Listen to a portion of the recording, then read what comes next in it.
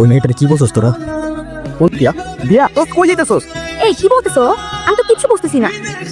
আরে পায়ে আপনার কথাটা পাগল মিয়া, পাগল ডাকতে দাঁড়ান। ও কার সাথে পাঙ্গা নিছে নিজেও জানে না। আরে ছাড়ুন না ভাই, আরে ছাড়ুন, আমি ওরে দেখা নিমু। হ আরে আমিও দেখালাম। দিয়া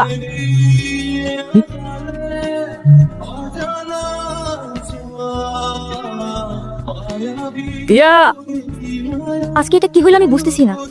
পুরো জিনিসটাই আমার মাথার উপর দিয়ে যাচ্ছে। আমার মনে হচ্ছে দোস্ত এই জায়গার মধ্যেই কোনো একটা সমস্যা। আই গেস এখান থেকে আমাদের যত তাড়াতাড়ি সম্ভব চলে যাওয়া উচিত। আর দিয়াটাকে দিয়া দিয়া বলে যে চিল্লাচ্ছিল। আর কিসের দিয়া? ওর মাথা নষ্ট হয়ে গেছে। মাথা নষ্ট না হলে কেউ কাউকে এমনি মারতে পারে? আজকে যদি কিছু হইতো আমরা প্রত্যেকে ফাঁসতাম, তুই বুঝতেছস? দোস্ত আমার মনে হয় ওরে ব্লেম না কইরা ওর একটু বোঝা উচিত। হ্যাঁ সেটাই।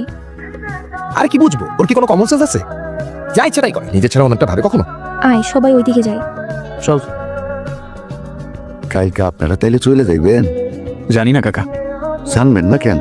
জানুন তো লাগবই। কাকা আমার একটু সাহায্য করতে পারবেন? কি জন্য? আবার কি আকাম বাতাইছেন?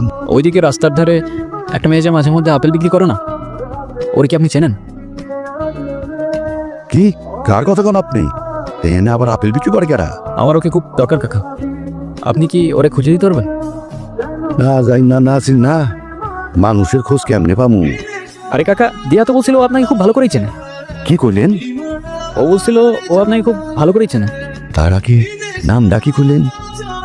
দিয়া, আপনি চেনেন ওকে? কাকা কি হয়েছে? আপনি আপনি চেনেন ওকে?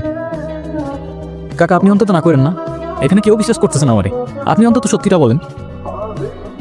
ওর মতো আর একটা মাইয়াও হয় না, যেমন সুন্দর তেমন লক্ষ্মী। বেশ কয়েক বছর আগে যখন ওর মা অসুস্থ হইল, এক হাতে মায়ের দেখাশোনা করতো, আবার সংসারে সাহায্য করার লেগা ঘুরা ঘুরা আপেল বেচত। তখন মেলা মাইসে আইতো এই দ্বীপে, কিন্তু তারপর সব শেষ।